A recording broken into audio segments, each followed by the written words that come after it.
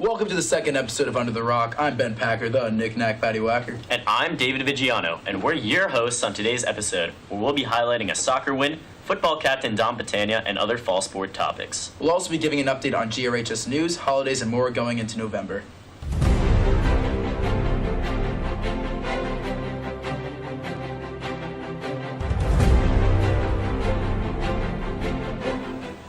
Man, I can't believe it's already November. This year is going by so fast. I feel like we've already been through an entire mole of days in 2017. A mole? What are you talking about? What's a mole? You don't know what a mole is? Just ask Lizzie, who can tell you all about Mole Day, a celebration that occurred on October 23rd. Hi, my name's Lizzie Burgoyne, and I'll be hosting the news desk here at China on Under the Rock. On October 23rd, many of the chemistry classes celebrated Mole Day. Many of the students brought in mole-related treats to celebrate the basic unit of measurement in chemistry.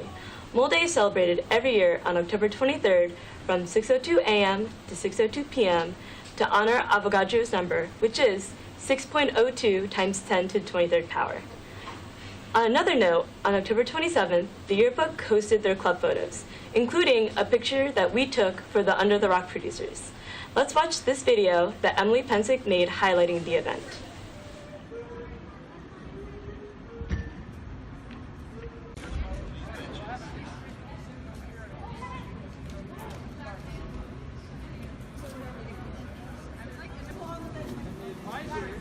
Let's make the advisor sit. Oh, don't you sit down. I'll sit. Advisor sit.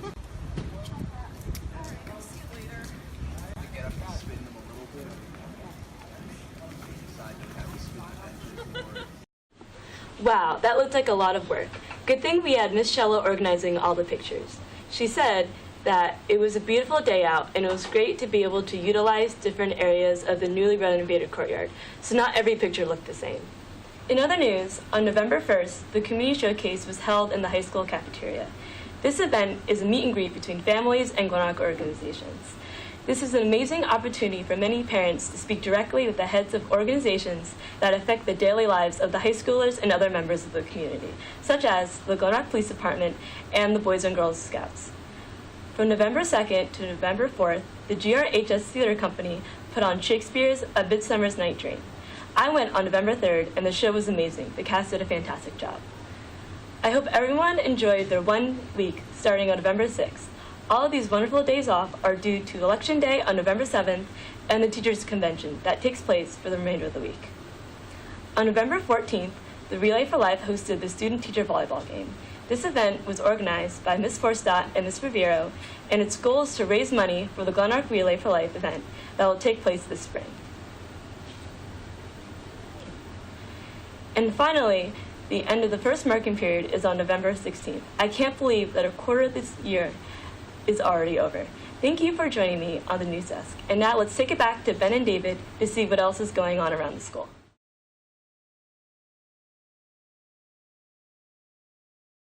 Glen Rock High School alumni, head varsity lacrosse coach, the gym teacher, and the funniest guy you'll ever meet. This is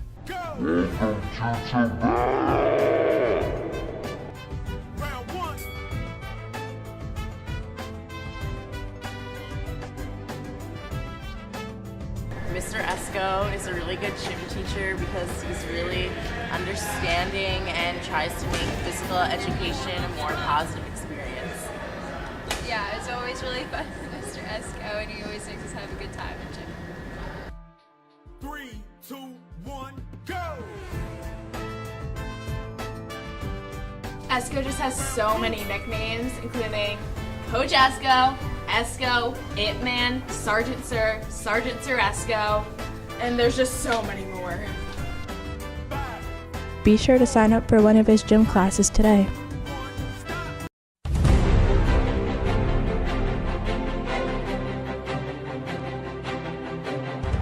Thanks, Lizzie.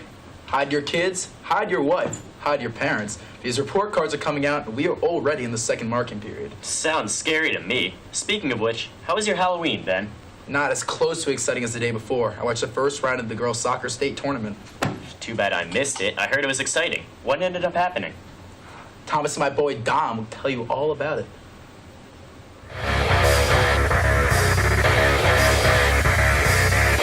What's Gucci? Welcome to the Sports Desk. I'm Don Patania. And I'm Thomas Consoli. Fall sports are coming to a close. That's right. Let's talk about the past few weeks.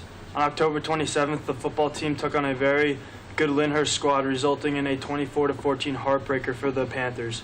Senior quarterback Don Patania had a touchdown and a touchdown pass to junior wide receiver Ashton D'Alessio. Senior defensive end Ben Packer said, "The game was difficult. We prepared hard all week. It was 14-14 heading into the fourth quarter. Unfortunately, we were unable to come up with the victory." Yeah, I heard that QB is pretty good. Now let's talk about the girls' soccer team. They had a state game on October 30th. Yes, they won in a thriller. The game was tied 1-1, and after 2 overtimes, the game had to be settled with 2 rounds of PK shootout. Here's a clip of the game winner.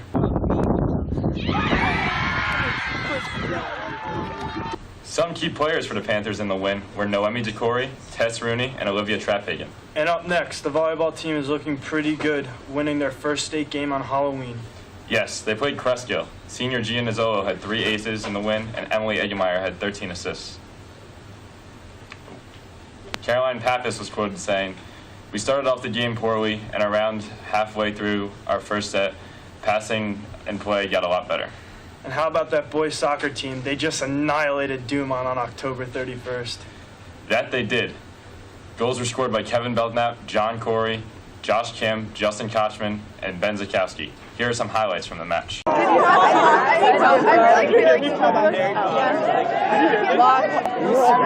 Coach. Play him in. Yeah, good. Yeah, Coach. Man, he got that. He didn't get that. Like at the end when they win. I had to be. I think it's right in the middle. Play on, yeah.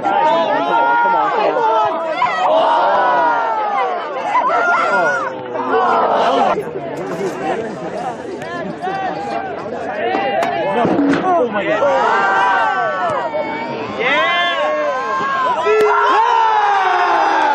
Congratulations to the boys and girls soccer team for making the second round of states. See you next season. Check out the boys and girls cross country state meet on November 11th.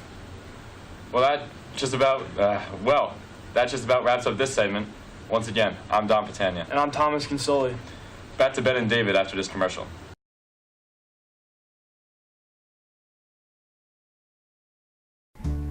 As a senior here at Glenrock High School, I realized that there's a million different ways for me to describe my experiences here. So this week, I went and I asked different students and teachers on a sentence or what they think would describe their experiences here at Glenrock. One thing I would say about our school is we have great school spirit. Glenrock High School provides lots of opportunities for students to pursue their interests. I would describe the school as being educational. A word I would use to describe the school is interesting, because there are so many clubs and different activities to do, and there's something for everyone. As a teacher and former parent of students here at Glenrock, I am really proud to be a teacher here. A good way to describe this school is good education. Glenrock gives a great opportunity to every student in school. One word I would use to describe Glenrock High School is challenging. I'd say Glenrock High School is a highly energetic, very pleasant place with great kids. I would describe my experience here at Glenrock High School as being fulfilling and challenging. I've been able to challenge myself in many ways, and I've been offered so many great opportunities to help me learn and grow as a person. I'd personally like to thank everyone who participated in this video and all the teachers and people who affected me and all the other students here at Glenrock High School.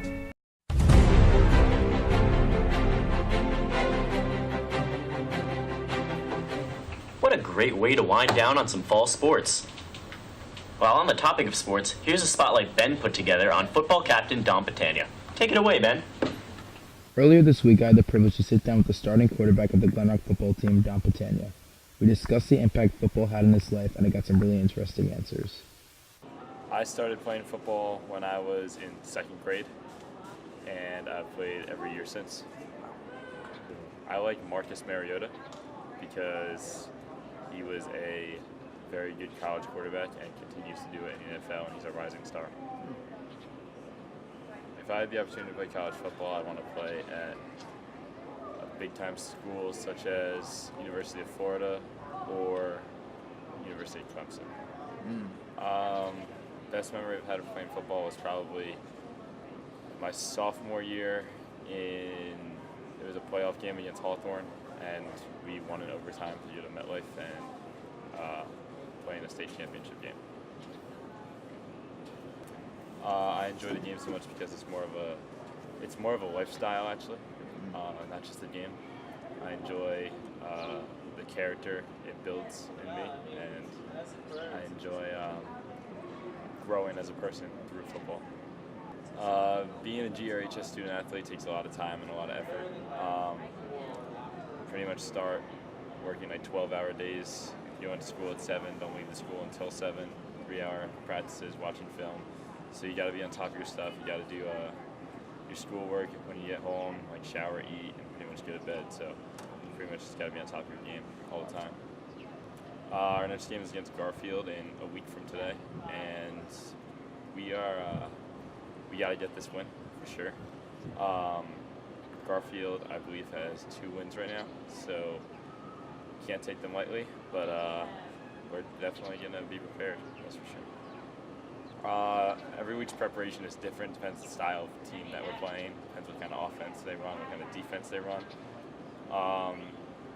Preparing for a team it's just like preparing for anything else. Like, you just need to see what they do and see what you can use against them to expose them. I like the camaraderie. I feel like all of my friends that play football with me will be my friends forever. It really brings you closer to one another, and that's something I really enjoy. I believe I'm a playmaker. I can make stuff happen when it's not really there, and I believe I excel when I have the ability to create a broken play. Football has made a great impact on Britannia's life, and I wish the Glenrock football team luck for the rest of their season.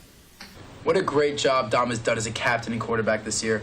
Dom will be missed next year, as well as the rest of the senior football players, especially the one and only Ben Packer. In other news, congrats to our broadcast media students who attended the Garden State Student Press Association Conference on Monday, October 30th. Liam Horton placed second in sports broadcasting, while Sophia, Lizzie Burgoyne, and Emily Pensick received second, third, and an honorable mention respectively in news. Now, here's a quick look in at the Principal's Corner with Shayna Ahmed. Hi, I'm Shayna, and I'm here with Mr. Alada today and for Principal's Corner, and we're going to talk about things that are going around in this school. All right, sounds like fun. Okay, so I'm going to start off by asking you, what are your hopes for the upcoming sports season, and what do you think are the importance of our athletics in the high school? Yeah, well, we're at a transition time right now. We're kind of just wrapping down the fall and moving into the winter and so forth. We had a really good fall. We have a couple of our teams that are still playing. Our boys and girls soccer teams are still in the state championships right now, and volleyball also advanced yesterday. So, and that's, I'm a former coach myself, and I think any aspect of where you give students opportunities to excel, whether it's on the field, in the classroom, and so forth, that's kind of what high school is all about and so forth. So I enjoy it. Kind of brings back memories when I go to the games about my own coaching, and some of the kids that I think I formed the closest relationships with are kids that I had both in the classroom and on the field. So we look forward to an equally successful winter as well. Okay. So still on like extracurriculars and stuff, the Midsummer Night's Dream play is coming up, and I hear that 85% of the students in our high school are involved in some aspects of the art. That's true. So what do you think, do you go see the plays? I do. I'll actually be going Thursday night to the performance. I enjoy those as well. Definitely have an appreciation for the arts. That's something that I'm very proud about. I think our school is one of the top schools in terms of participation, and I think it sends a message that a school can be academic, but also, excel in things in extracurricular as well, besides athletics. Well, let's think about this, right? Why are you doing this? Broadcast media? Yeah, why are you doing that? It's enjoyable. Yeah. I didn't know much about it until I took the class. Right. So another way, I think that one of the things that high schools can provide is opportunities for students to try things out, Yeah. to see whether they like them and so forth. You know, you're very good at this. Maybe is it possible you might want to even do this in college and so forth. Yeah. It's possible, right? Yeah. But you would never know if you didn't have the If I didn't opportunity to do this. Luckily, we have a program like this and so forth. And I think the same thing can be said for the plays. There are kids that are certainly involved in not only on the stage, but also behind the scenes, the technical parts and so forth. So it gives them kind of an avenue to perform just like you're performing right now. Yeah. Makes sense? Yeah. Okay. So homecoming is over, but yeah.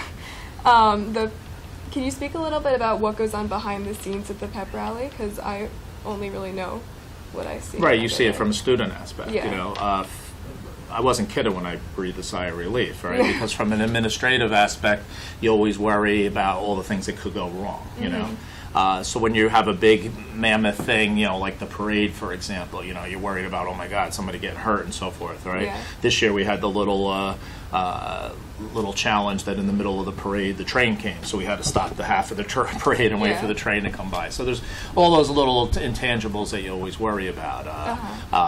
The thing that you always worry about at the dance, for example, is our students are going to behave properly.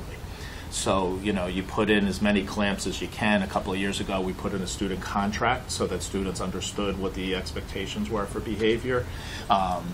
And then we also have deadlines. And the reason we have deadlines is so that we can make sure that we have enough chaperones and supervision. Some people don't really understand that. Can I hand things in last minute and so forth? But then all of a sudden, maybe the thing grows so large that we really can't supervise it as well. Right? So there's reasons for some of those things. But overall, I think it was very successful. How'd you like the pep rally? It was really fun. Yeah, it's fun. Yeah. What do your friends talk about it? Look forward to it? Yeah, definitely. I think everyone does. I like the last few periods before going into the pep rally. No one could pay attention to schoolwork because everyone was. Oh, we don't want to hear really that. excited. Yeah. But yeah, it's you felt the energy and stuff. But I thought everybody behaved well at the pep rally, and so it was a very successful event. Cool.